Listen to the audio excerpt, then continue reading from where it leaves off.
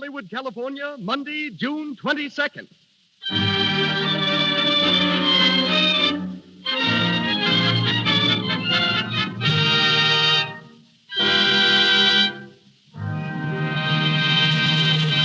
The Lux Radio Theater presents Merle Oberon and Herbert Marshall in The Dark Angel.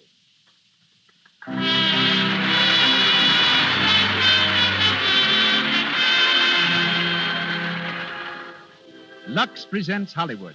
Tonight, you will meet Merle Oberon, Herbert Marshall, Rod LaRock, Cecil B. DeMille, Leroy Prinz, James Montgomery Flagg, and many others. And gathered here to witness this event is a tremendous audience of Hollywood notables. Seated across the footlights, I see Lois Wilson, Brian Ahern, May McAvoy, Matt Moore, Alan Baxter, Leo Carrillo. Welcome, all of you, to the Lux Radio Theater.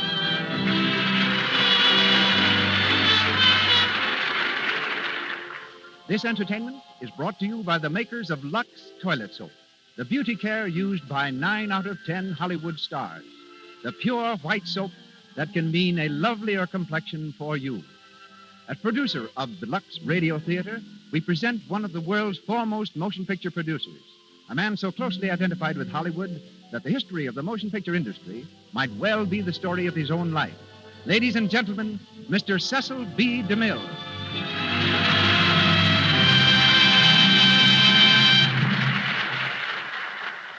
Greetings from Hollywood, ladies and gentlemen. The lights of 1,000 cities are the footlights of our stage tonight. The play of the evening will be heard from Beverly Hills to Boston, from Miami to Montreal. By shortwave, we are even linked with Tasmania, that island in the South Pacific that gave us the lovely star of tonight's production. Her name is Estelle Merle O'Brien Thompson, but she is known to us all as Merle Oberon. We have listeners also in Hawaii, where once before I directed the man who stars in tonight's production, Herbert Marshall. We were making a picture on the slopes of Mauna Kea in the Koa Forest. I had to stage a fight between Mr. Marshall, Bart as we call him, and William Gargan. Bart was supposed to win, and Gargan was prepared to take a blow and be knocked down. We filmed the scene several times. Each time, Bart played the scene magnificently, up to the final blow. Then something went wrong. I finally asked him why he wasn't giving me what I wanted. And that delightful gentleman, who served with the London Scottish Regiment during the war, who saw action on many fronts and figured gallantly in the Battle of Arras, said very simply, "Mr. DeMille, I just can't bring myself to hit a man full in the face."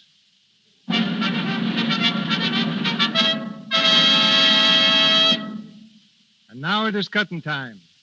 The Lux Radio Theater brings you The Dark Angel with Merle Oberon and Herbert Marshall.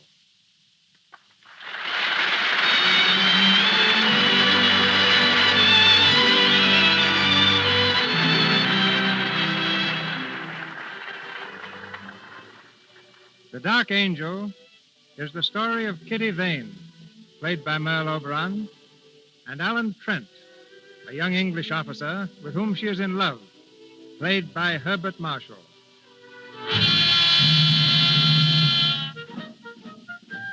August 1915, the first year of the World War, and all Europe is trembling under the impact of the loud guns.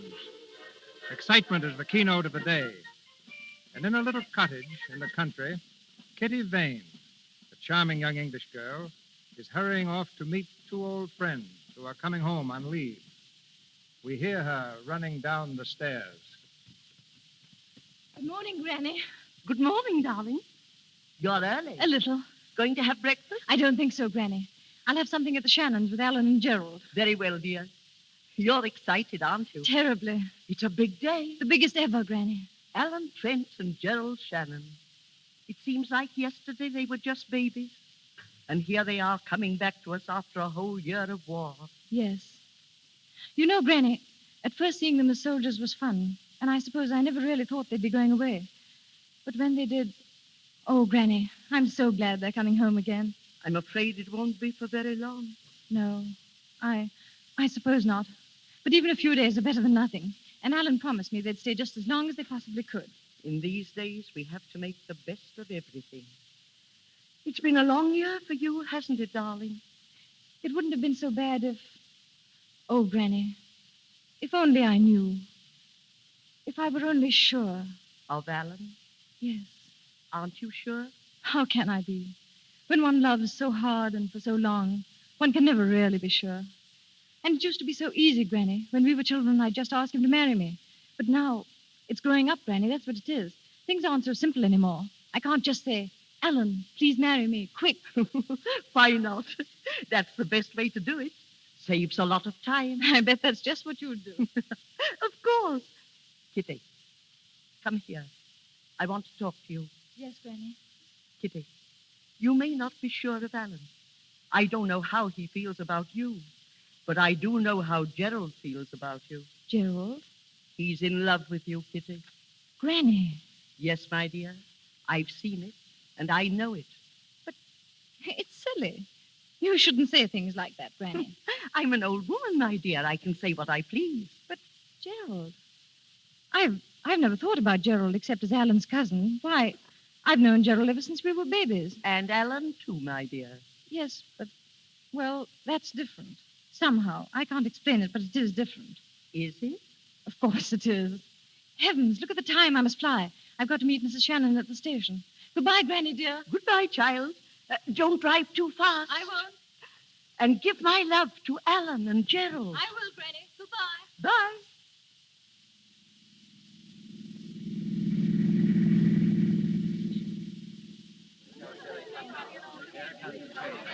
Troop train coming in on platform number 3, 20 minutes late. Troop train, 20 minutes late, coming in on... I'll be here soon. Tommy will be here soon. Oh, he's supposed to Give leave him in a big cheer over when the here. train comes in. I hope he's well. I hope he's well. Well, Kitty, I just spoke to the station master. Their train's 20 minutes late. 20 entire minutes. After 11 months of waiting, that really isn't so long. And just think they'll be home with us for 10 whole days. Oh, I'm almost afraid to meet them. Do you think they'll be the same, look the same? Oh, I think we'll recognize them. Oh, look, the train is coming. Oh, why doesn't it stop? Aunt Sheila, what if it doesn't stop Oh, here? silly child, it's stopping now. Where are they? Should we stand here, or do you think Oh, they'll find us, Kitty. Be patient, Oh, darling. look, there they are. Alan, Gerald, Alan.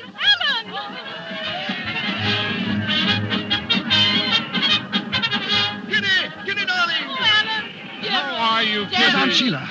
Oh, my Oh, boy. Mother, Hello, Aunt darling. Sheila. So good to see you, Alan. You're really back. Yes, really back. Oh, look at Kitty Gerald. She's getting prettier every day. Yes, our Kitty, standing right before us. I think Aunt Sheila's getting prettier, Oh, too. stop, Alan. Come along, we've got the car. It's this way. Hope you got something to eat, Aunt Sheila. I'm as hungry as a bear. Luncheon's waiting for you. Good. For dessert, we can have dinner and top that off with a bit of supper. Wonderful idea, Alice. Are you two going to spend the whole 10 days eating? We decided that months ago. Eating, sleeping, bathing, eating, sleeping, bathing. I said, Gerald, maybe we can think of some way to eat while we're sleeping. You know, we haven't given this thing enough thought. Very dull, aren't they? Oh, very dull indeed.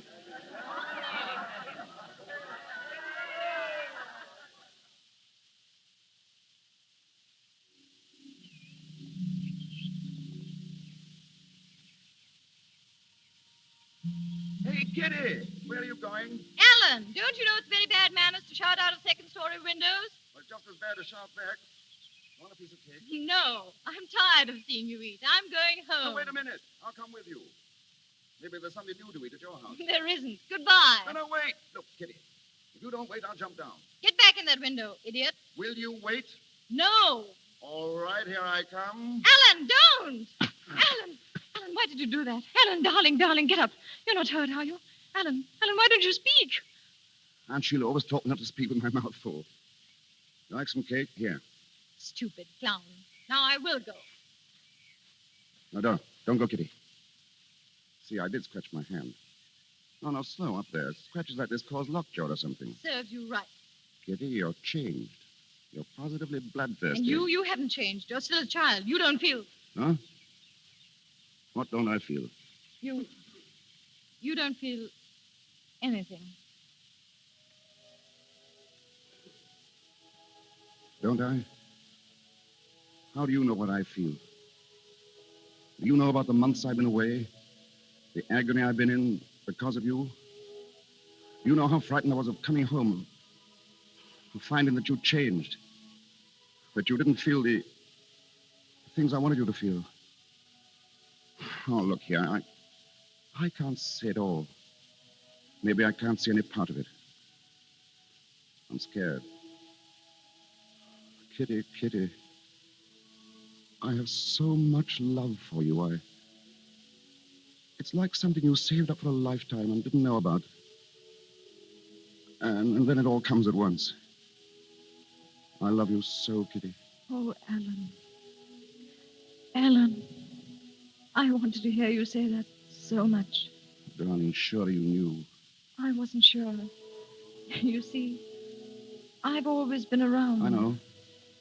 When I first looked through the bars of my crib, there you were, telling me what to do. I was not. When I saw my first tree, you were in it, peering down. My first bird, my first squirrel, my first bath, you were always there. That's what makes me afraid. You may be just used to me. You may meet some other girl. No, shh, you sweet idiot. Don't ever say that. There'll be no one else ever. If you ever weren't there, I'd stop living. I'd stop breathing. I'd stop wanting to breathe. Alan. Don't ever go away, Kitty. Never, Alan. Oh, my darling. Come on. We'll tell Aunt Sheila. And Gerald, too. No, wait, what are we going to tell them? But we're going to be married. But when? Day after tomorrow? No, tomorrow. Why, you shameless hussy. Come on, we'll run. Wait, Alan. Now, come on. You're going too fast. Up the steps, quick. Who's going to tell them? Both of us. Aunt Sheila, where are you? Hello. What's all the excitement? Oh, Gerald. Big news. Can you guess, Gerald? I think I can. So it's fully happened after all these years. Congratulations. Oh, thank you, Gerald. All my love, Kitty, for you both. This is the way it should be. I'm happy about it. Did you call me, Alan? Come here, Mother. Is anything wrong? Oh, no, it's right. These two have got themselves engaged. Getting married tomorrow. Married? Oh, that's splendid, Kitty, dear. I'm very happy. I know you'll be happy. Both of you. We'll all of us be together. Always now. Do you mind if I run? I can't wait to tell Granny. I think you should come with me, Alan. I fully intend to. We'll be back. Come on, Kitty.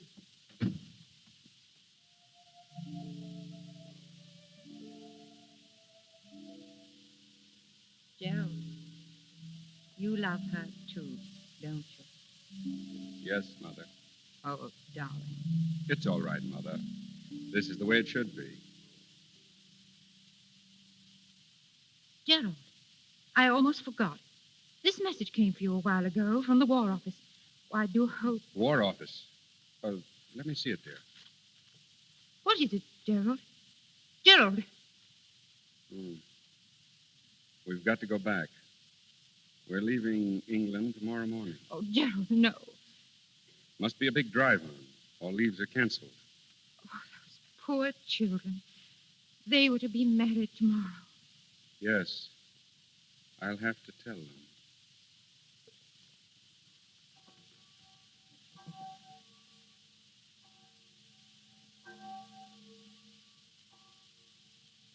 You mean you can't marry us, Father Charles?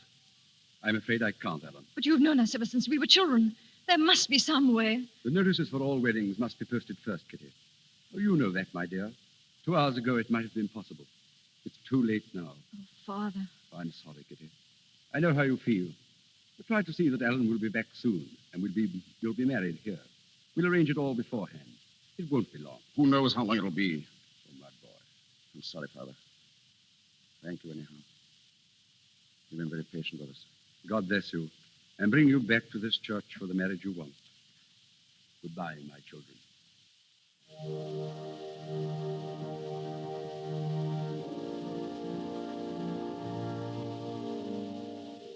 No, Kitty.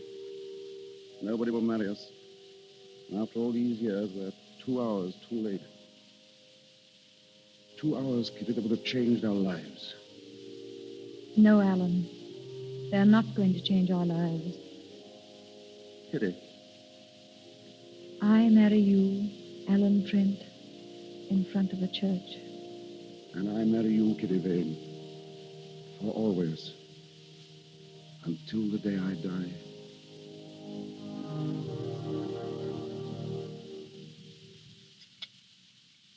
Kitty, you're not eating. I can't. You shouldn't have come down here, darling. We should have said goodbye at the church. I wanted to be with you, Alan. Right to the last. Is there anything I can do for you, sir? No, no, thank you. Well, I hope the dinner was good. Quite good. That's right. I always like to see a soldier eat before he's off. I suppose you're one of them as is leaving on the boat tonight, sir. Yes. Well, over the top with the best of luck, say I. What's that?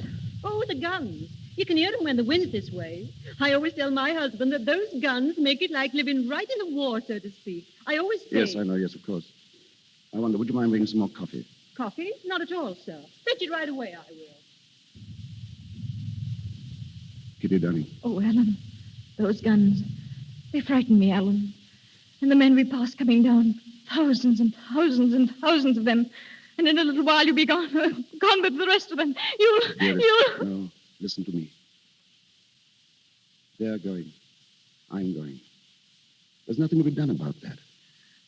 There isn't much time left. And we must face the truth. And the truth is that in the few hours we have left, we must live a whole life together. We must play a game. And we must know it's a game. And if it's a silly game, it's the best we can do. The game is this. We must pretend that there is nothing tense and desperate about these few hours. And that the only time I'll have to leave you for the rest of our lives is to buy us both a loaf of bread and a bottle of milk. No, Alan. Do you think you could pretend that, darling? I'll try. What time do you really have to leave, Alan? Very soon, dear, 5:30. But until then, remember, we are together for the rest of our lives.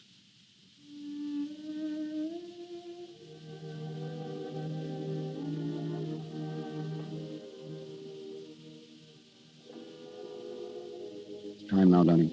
So Yes. soon? Yes, I've got to leave. Very well, Alan. Look at me, Kitty.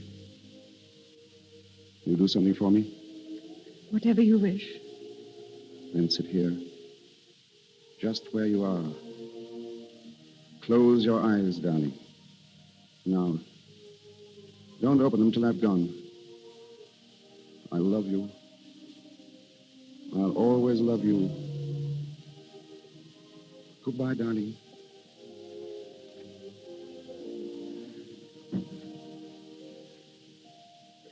Goodbye, my love. Goodbye.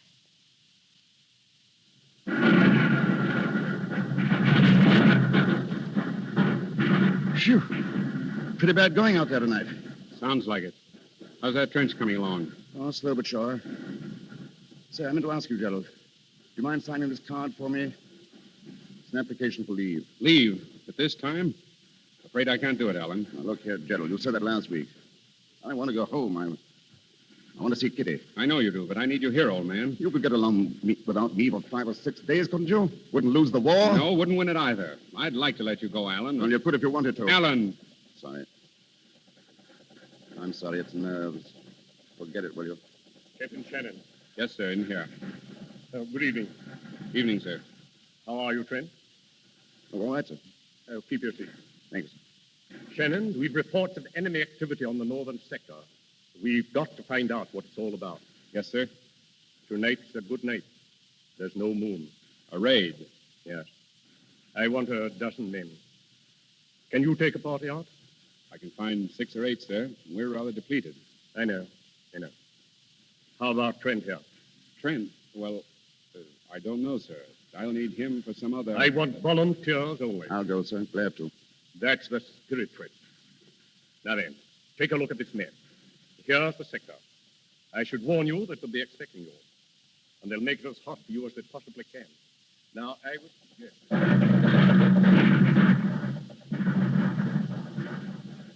Ready, Alan? Ready? How much time? 30 seconds. Sorry I got you into this, old man. That's all right. Look out! Who? The colonel said they were expecting us, didn't he? Oh, it won't take long.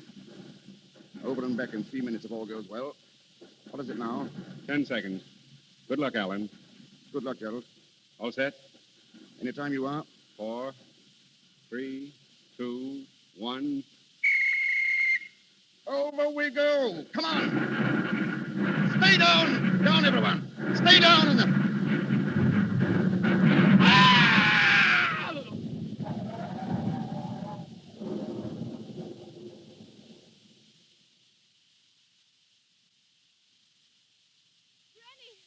Are you asleep, Granny? Kitty, what's the matter? Granny, did you hear something? Only the wind, darling. Why? I thought I heard a scream. A long scream. Oh, Granny. You've been dreaming, child. Yes. Yes. I thought I saw Alan. Alan with a black cloud hanging low over him. Like a dark angel come down to... Oh, There. Go back to bed, my darling. You'll be all right in the morning.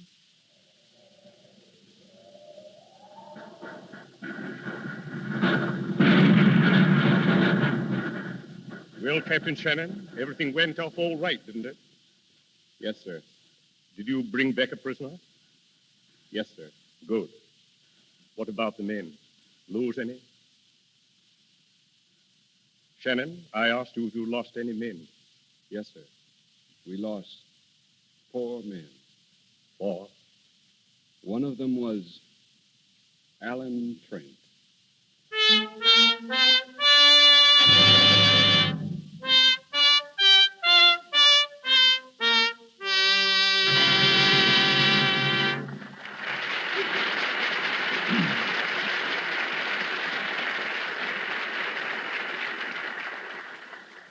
You are hearing Merle Oberon and Herbert Marshall in the Lux Radio Theater presentation of The Dark Angel, coming to you direct from Hollywood. We continue with the play in just a few moments, but now let's take a side glance at the screen capital.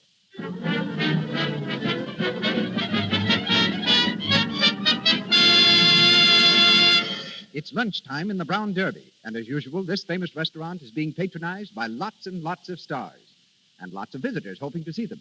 Let's listen to a chat between Elsie, a girl who lives in Hollywood, and a visitor from out of town.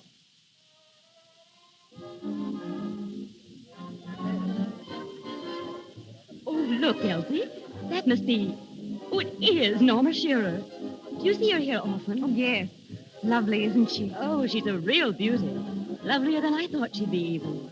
Boy, but she knows how to dress. And what skin. Nice skin is something a movie star just has to have, Alice. Oh, there's Joan Blondell over there, the girl in brown. Oh, yes.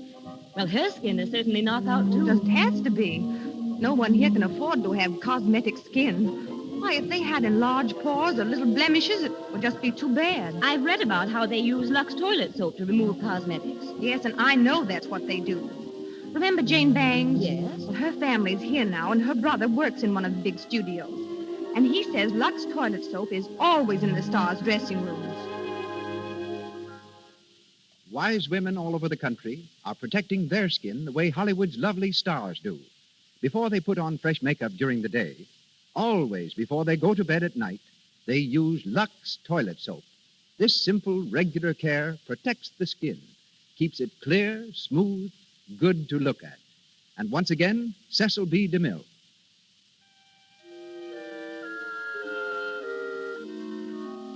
The Dark Angel, with Merle Oberon as Kitty Vane and Herbert Marshall as Alan Trent, continues. Many months have passed since the night Alan disappeared into the darkness of the battlefield. Gerald, on leave again, has gone directly to Kitty. We find them sitting under a tree in Kitty's garden. it's wonderful to see you again, Gerald. It seems ages since you were home. It's been ages. You're looking well. Oh, I'm fit enough. What about you, Kitty? I? You look tired. Oh, no. No. I'm very well. Oh, Gerald.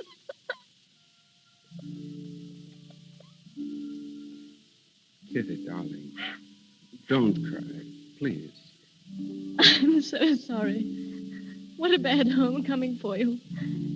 I wanted it to be different, happier for you. No, it couldn't have been without Alan. Gerald, when Alan died, it was the night of the 17th, wasn't it? Yes. What time was it? I don't know, dear. There was an explosion, and I never saw him again. I think it must have been shortly after... Shortly after 11 o'clock. I know. He had wired me he was expecting leave, and then... He wanted leave, Kitty. He wanted to come home to you. And he couldn't get leave? I wouldn't give it to him. What? I wouldn't give it to him. I could have, but I didn't. I refused, Kitty. I killed Alan. Gerald, what are you saying? It's my fault. If I'd done what he wanted me to, he'd be alive today. It's my fault, Kitty. I killed Alan.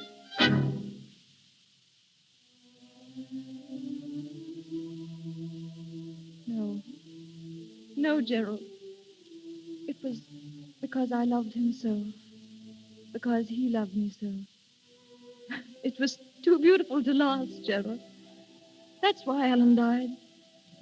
Our love was too beautiful. Too happy.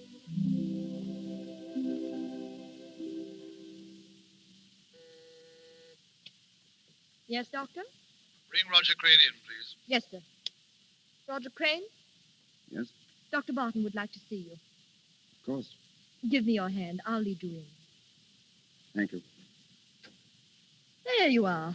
Roger Crane, Dr. Barton. Oh, come in, Crane. Thanks. This way, Crane. There's a chair right in front of you.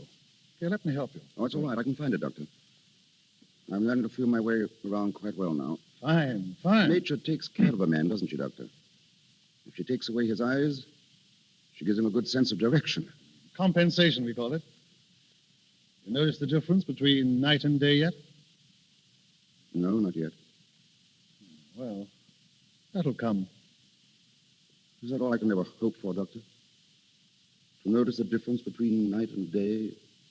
Will I never see anything again? No, Crane. I'm sorry. Oh, well. Oh, Crane, I want to talk with you, not as the head of a rehabilitation hospital, but as man to man. Today, you leave us. I'm assigning an orderly to you, Mills, a pleasant fellow. He'll take you home. I'm not going home, Doctor. I have no home. And your real name is not Roger Crane, is it? It's as good a name as any other. Yes, I suppose so. Well, Crane, I have a few things here that belong to you.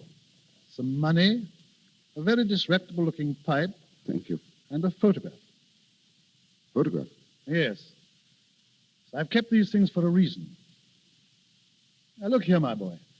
You came to us from a German prison hospital. Your card read that all means of identifying you had been destroyed. I could have gone into that further, but I didn't. I know that. I'm grateful. Now, this picture. I see there are 3 people in it. One of them is you. There's an inscription. To Alan and Gerald. Take care of each other. Kitty. Now, Crane, those 3 people are not strangers to one another. Who are the other 2? Why aren't you going home? Fear of being pitted, I suppose? Being a nuisance? I know what it means. I once saw blind men in a hospital, stumbling, helpless. Now I'm one of them. Is that your only reason? Reason enough, Dr. Barton. I know. What are you going to do? I don't know. Take a cottage somewhere in the country where I can be alone. And I've always wanted to write. I think now might be a good time to start, don't you? And that's going to be your life. Away from your home, your friends, away from everything that made life sweet. Yes. It's a lonesome existence you've picked for yourself, Crane. I know it. But that's the way it's got to be. I can't go back. Never.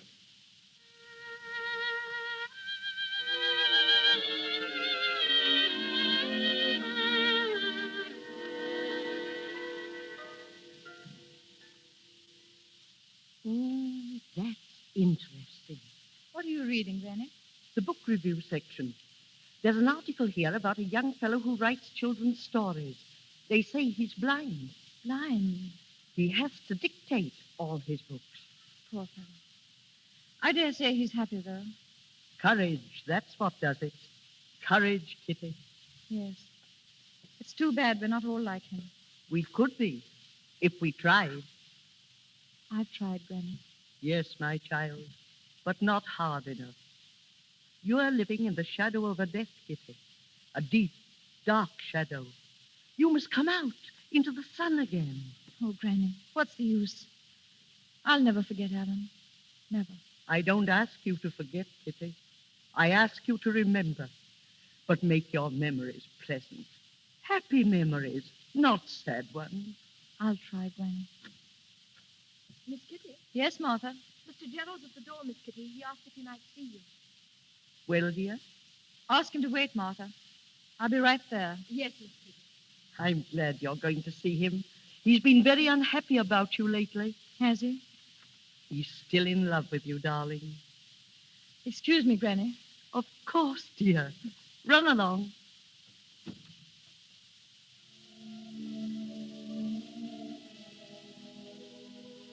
Hello, Gerald. Kitty, how are you? All right. It's been a long time since you were here, Gerald. I know. I didn't want to come. Why not? You've been keeping to yourself so much lately. I thought perhaps you'd like to be alone as much as possible. Thank you, Gerald. Shall we sit down out here? How is your mother? Oh, she's very well. She's been worried about you, though. Tell her I'm coming to see her soon, will you? I wish you would, Kitty. The house hasn't been the same without you, really. I was there a lot, wasn't I? We want you there again. I know what it's been for you these last 2 years. It's been agony for me just thinking about you. I'd like to try to make you happy again. Will you let me try, Kitty? Oh, Gerald, you're very sweet to me.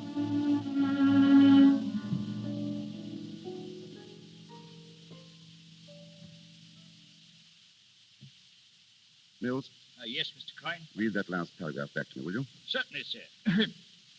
The boys, tired of fishing, were splashing about in the sea, having left Jennifer on board to watch the lines. They'd swum a little distance away from the side when a puff of wind stirred the sails. The boat gave a quiver, and Jennifer jumped to her feet. Suddenly she realized to her horror that the boat was a-moving. In terror, she ran to the side and shouted, "Peter, Peter, we're drifting out to sea." Mm-hmm. That's pretty exciting, sir. Excuse me asking, sir, but what's going to happen to her? I'm not sure yet. We'll call that the end of chapter 6, Mills. Very good, sir. End of chapter That'll be all 6. for this afternoon. By the way, Mills, any word from Dr. Barton? Oh, yes, he's coming down the 8 o'clock train, sir. Oh, well. Have some hot tea ready, Mills, and a good fire if you can stir one up. Yes, I'll have a fine fire, sir. There'll be great guns by the time he gets here.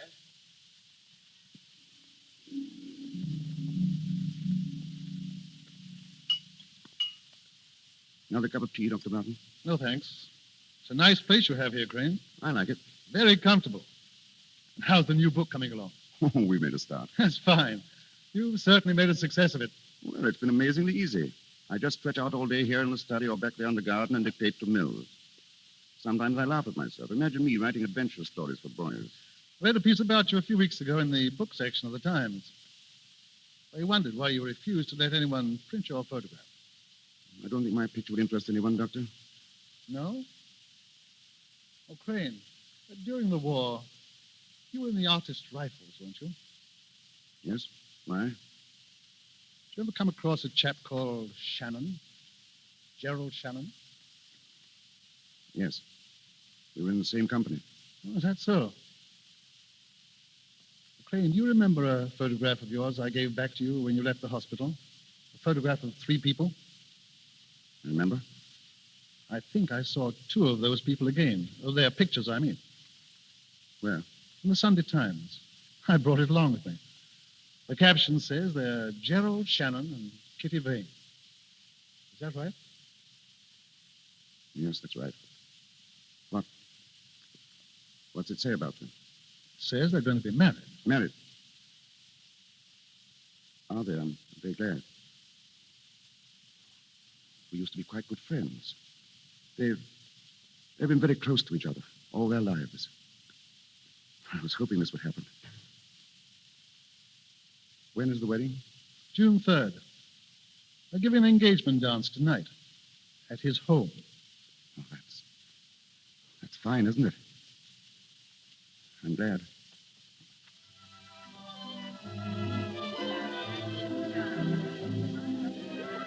Kitty? Kitty, where are you? Here, Gerald. Darling, what are you doing out here all by yourself? Just thinking. Happy, darling? Don't you know I am? What were you thinking about? Oh, everything. You and me, our marriage, And Alan? Gerald. It's all right, darling. I understand. I couldn't help but think of him tonight. But they weren't sad thoughts, Gerald. I was just thinking that if Alan could see us, if in some way he knew that I was going to marry you, I think he'd be happy too. My darling.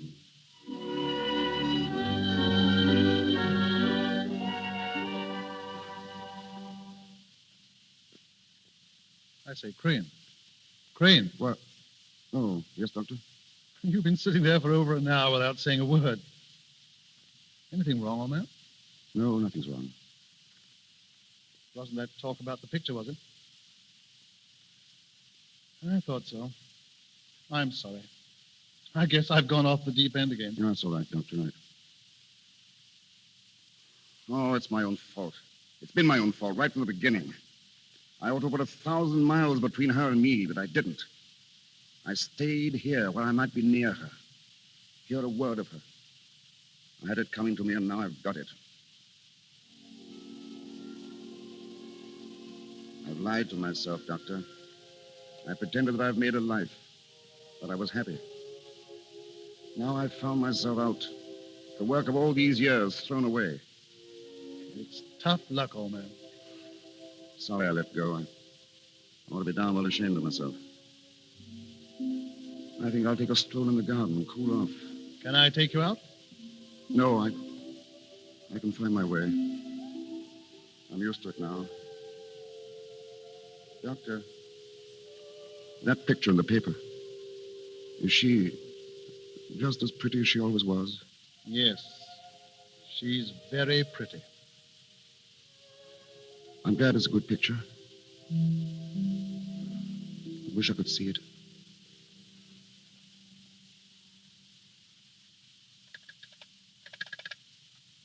Hello, operator. I want to speak to Mr. Gerald Shannon. No, I don't know his number, but it's near Southwell. Yes, Shannon. Gerald Shannon. Yes, thank you. Gerald, where have you been? I had a telephone call from a Dr. Barton. Barton? I don't remember. Gerald, what's the matter? You look as if you'd seen a ghost. Is anything wrong? I don't know. What do you mean? Gerald, that telephone call, what was it about? Can't you tell me, Gerald? I've got to tell you. It was about Alan.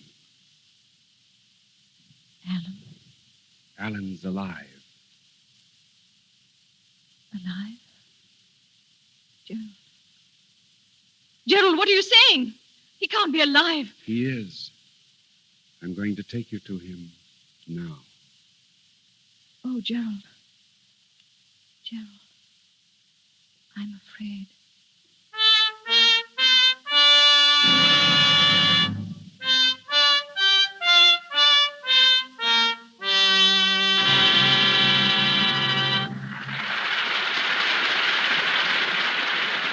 We pause for station identification. This is the Columbia Broadcasting System.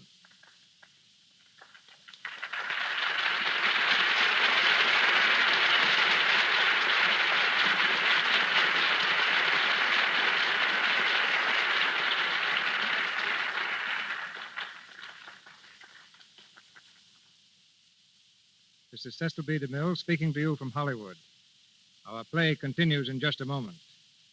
Standing beside me is a man who has been dancing in and out of trouble all his life. Soldier of fortune, war ace, member of the French Foreign Legion, political prisoner in Cuba, ammunition smuggler in Mexico. His adventures would provide material for 100 Hollywood thrillers. Yet today, of all things, he is a dance director at Paramount Studio. But his courage never deserts him. He flew to Yuma yesterday and was married. The man who fears nothing, Leroy Prince.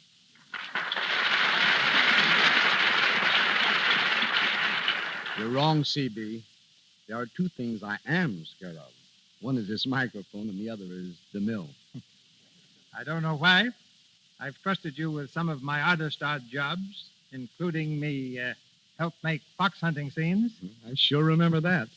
Every time you got through shooting a scene of the dogs chasing a fox, you made me chase the dogs back home. I'm a dance director, not a dog catcher. And I'm telling you right now, I'm not going to chase any Indians for you in your next picture. The Plainsman. Let Gary Cooper do that. I'm doing bigger things now. Bigger than a DeMille production? You must be starting another revolution. Are you? Well, I might be. I'm picking the 100 most beautiful girls in Hollywood for Paramount's new picture, the big broadcast of 1937. Dancing into trouble again, huh? You said it. Because Hollywood's just jammed full of girls with trim figures and nice complexions. I mention nice complexions not only because this happens to be the Lux Radio Theater, but because good complexions are really important. And, of course, Lux toilet soap is what almost all of these girls with nice complexions use. As a matter of fact, I use it myself. But I guess that's beside the point. But I can tell you why the girls use it. There are so many good dancers that if you want to get anywhere, you've got to stand out from the crowd. Nothing does that for a girl better than a really beautiful skin. And that's why more and more of these kids are using Lux toilet soap. Because the nice-looking girls are the ones that get the breaks. They use their heads as well as Lux, huh? Like your brother Eddie. Yes, and he still has a headache from it. You see, ladies and gentlemen, Mr. DeMille wanted a novelty act for his picture, Madam Satan. I knew my brother could provide it. Eddie's stunt consisted of leaping over a piano, landing gracefully on his head, and rolling up to his feet. We set the scene. Eddie ran, sailed through the air, cleared the piano, and made a perfect landing on his head, just as we guaranteed.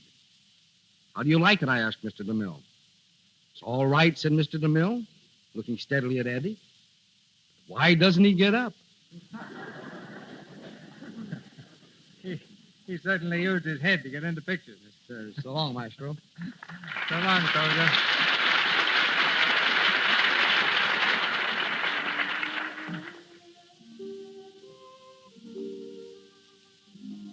We come to the last act of The Dark Angel, starring Merle Oberon as Kitty Vane and Herbert Marshall as Alan Trent. It is 1 hour later. Dr. Barton and Alan stand facing each other across a table in Alan's cottage. The doctor has just told Alan of his telephone call to Gerald. Why do you do it, Barton? Why? I had to, old man. I knew it was right and that it had to be done. Shannon ought to be here soon. I expect you'll want to speak to him alone. Yes, of course. Well, I'll clear out. Did you tell him that I was blind? No. Only that you were here. Is he coming alone? He didn't say. I don't know what this will do to your feeling for me. I hope not too much.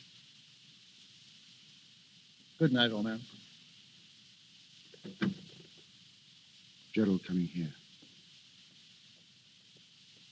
Mills. Mills. Yes, sir? Come here, Mills. Tell me something. Is this room just as it usually is? Why, yes, Mr. Crane. I must be absolutely certain. Have a good look. Is anything out of its usual place? Any furniture changed about? No, sir. Nothing at all, sir. Good. My pipe's here in the tray. Yes, that's right. Matches. Cigarettes on the table? Yes, sir. And flowers in the bowl, right? Sir. Right. What kind? What color? Yellow, sir. Tea roses. Tea roses. I must remember that. Anything else, Mr. Crane? No, thanks, no. Oh, wait. There was a copy of the Times that Dr. Barton left. It's here, sir, by the lamp, sir. Thanks. Bring in some drinks soon, will you? I'm expecting a visitor. Very good, sir. Let me know as soon as he comes. But remember this. Say nothing about my eyes. Do you understand? Nothing. I don't want him to know that I'm blind. That's why I want everything in its place, so he won't notice it. Yes, sir. I won't mention a thing, sir. Not a thing. That's all, Mills.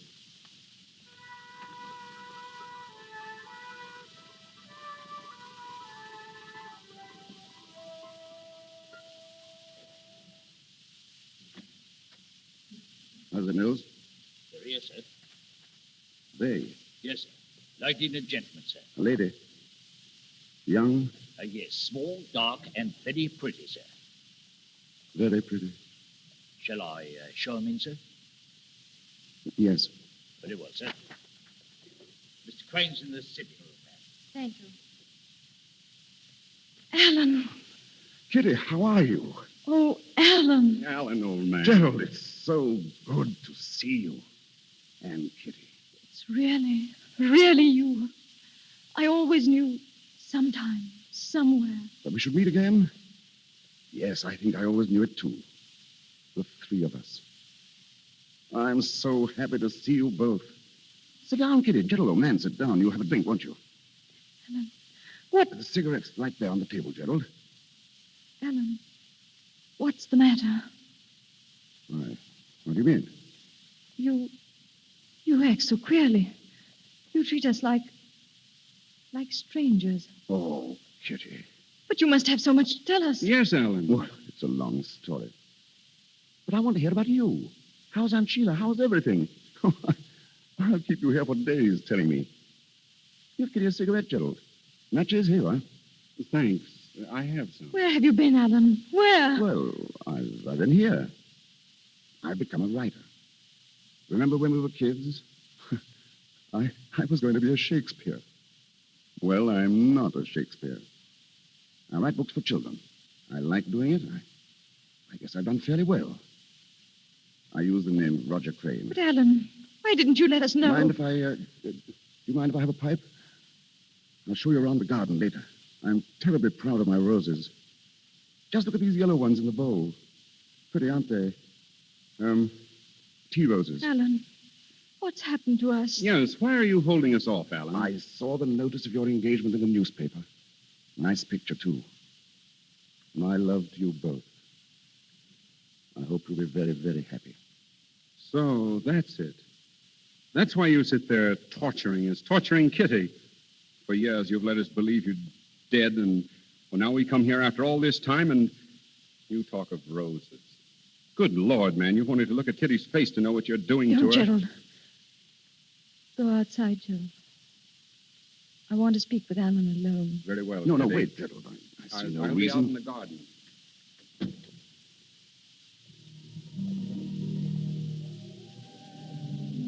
Alan, tell me now. There's very little to tell, really. You suffer, darling. Something's hurt you. Won't you tell me? Why didn't you come home, Alan? It's hard to tell you, Kitty. But I've got to. The war did something to me. I've changed. Changed? Yes, after all, the war doesn't leave you quite where it found you, does it? I spent months in a German hospital, months in a prison camp. When I came out, I wanted to be alone for a little while. To build a new life away from old friends and old memories. So I came here. I always meant to come back someday. But I like it here, and... well, I just didn't come back. You stopped loving me. Is that it, Alan? I love you, Kitty. I loved you then. But in a different way, I suppose. I didn't have the courage to tell you. I see. I understand. Forgive me. I've been tormenting you. This means we won't see each other again. It would be better if we didn't, Kitty. Very well. But before that happens, I want to tell you that I loved you then. I love you now. I love you with all my heart. I've never loved anyone else. I never will again.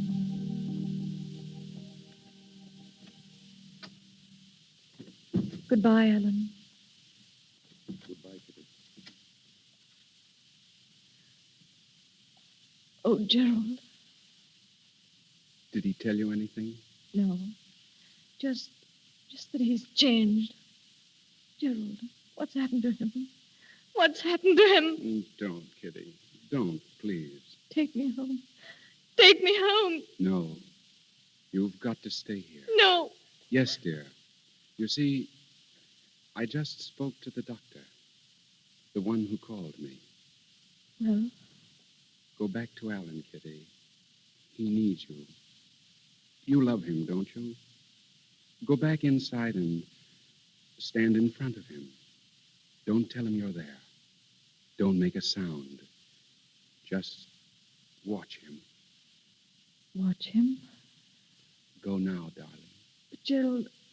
Go now, darling. Yes, Gerald.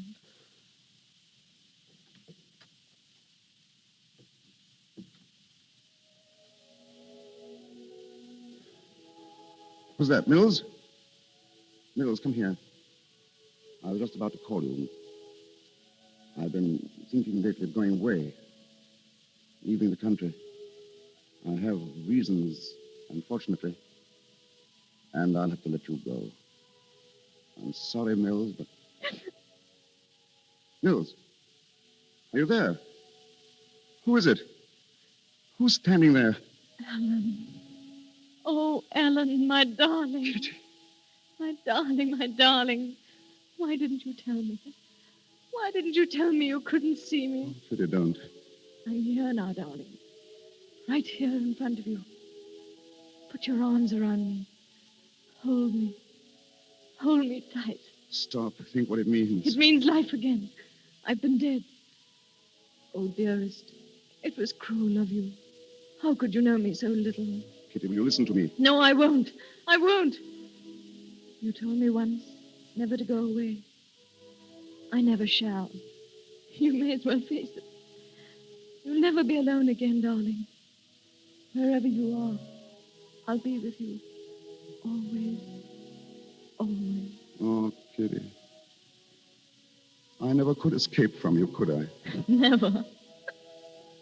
You were always popping up. Always. Thank God you popped up this time.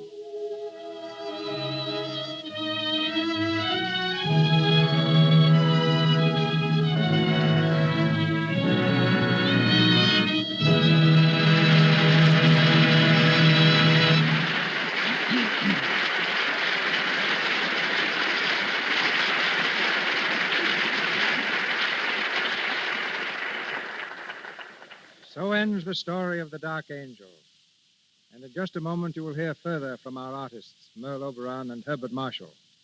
Speaking of artists in a more specific sense, I doubt if there is any painter in the United States better known than our guest tonight.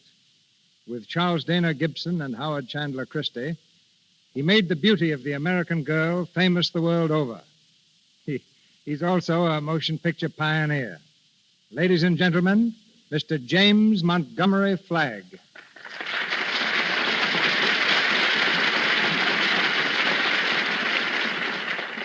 Yes, you may not have noticed it, Mr. DeMille, but I was making two-reelers when you were making your first great spectacle films. I produced and supervised 26 satirical comedies. They were billed as comedies because they claimed no one would know what a satire was. They thought it was a gent with goat's legs and horns. I even acted in some of them. I hope your acting was better than my painting. Well, D.W. Griffith offered me $30 a week to play villains. He's never withdrawn the offer. I made one called Perfectly Fiendish Flanagan. To take off on my pal William S. Hart, I played Mr. Fiendish Flanagan, the scourge of the prairies. But this time I came out here from the United States to make a series of 12 portrait drawings of leading stars for photoplay covers. I've already drawn your star tonight, Miss Merle Oberon. I'd seen her in several pictures, but never had the slightest desire to make a portrait of her. There seemed to be a false glamour about her features. But as soon as I met her, I found Miss Oberon beautiful. The same charming, unaffected, real person she portrayed tonight in The Dark Angel. In regard to my drawing these stars, they were invariably charming and gracious, and I fully realized the terrific claims made on their time, their unreal life under the glare of the world's bloodshot eye. My astonishment was great that they could still be unaffected and simple in their manner. My hat, if I wore one, is off to them and to your Lux Theater. Good night. Before Mr. DeMille comes back with Miss Oberon and Mr. Marshall, I'd like to mention the names of some of those beautiful stars Mr. Flagg came here to draw. You know them all. Ginger Rogers, Carol Lombard, Joan Crawford, Jean Arthur, Betty Davis, Claudette Colbert, Jean Harlow. It's a list of the screen's most famous beauties. We're proud to say that every one of those stars I mentioned uses Lux toilet soap. That goes for tonight's lovely star, too. Next time you see Merle Oberon on the screen, notice her flawless complexion. Remember, it's Lux toilet soap that keeps it smooth. And here's Mr. DeMille. And now we present Merle Oberon and Herbert Marshall as themselves. As Mr. Flagg has said, Miss Oberon is the same sincere, delightful person that she portrayed in The Dark Angel. And Herbert Marshall, who played the soldier, did in real life serve with distinction in the war. In fact, the very name, Herbert, means bright warrior. Merle Oberon, Herbert Marshall.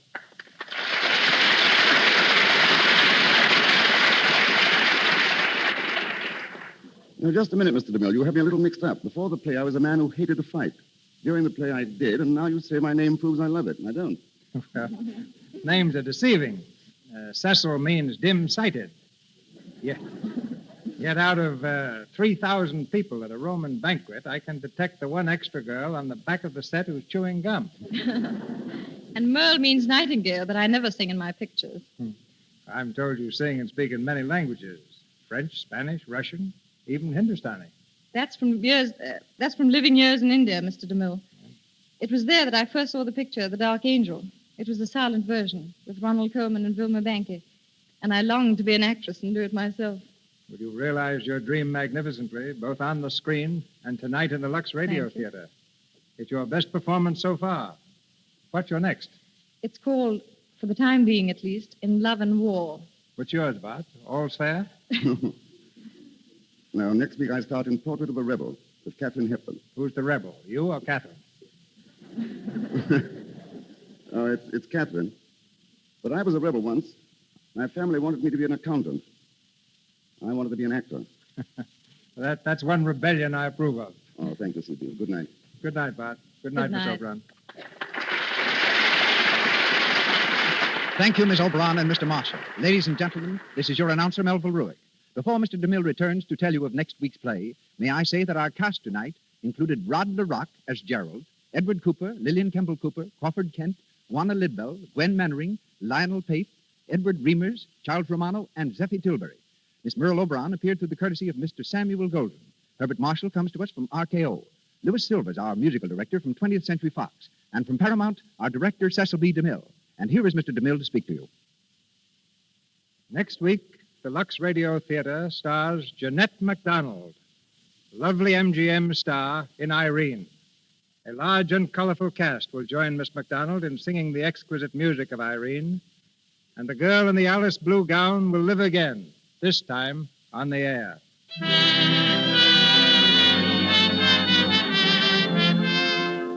On behalf of our sponsors, the makers of Lux Toilet Soap, I invite you to join us next Monday night in welcoming Jeanette MacDonald to the Lux Radio Theater. This is Cecil B. DeMille saying good night to you from Hollywood. Heard on tonight's program was A Pretty Girl is Like a Melody from the Music Box Review. This is the Columbia Broadcasting System.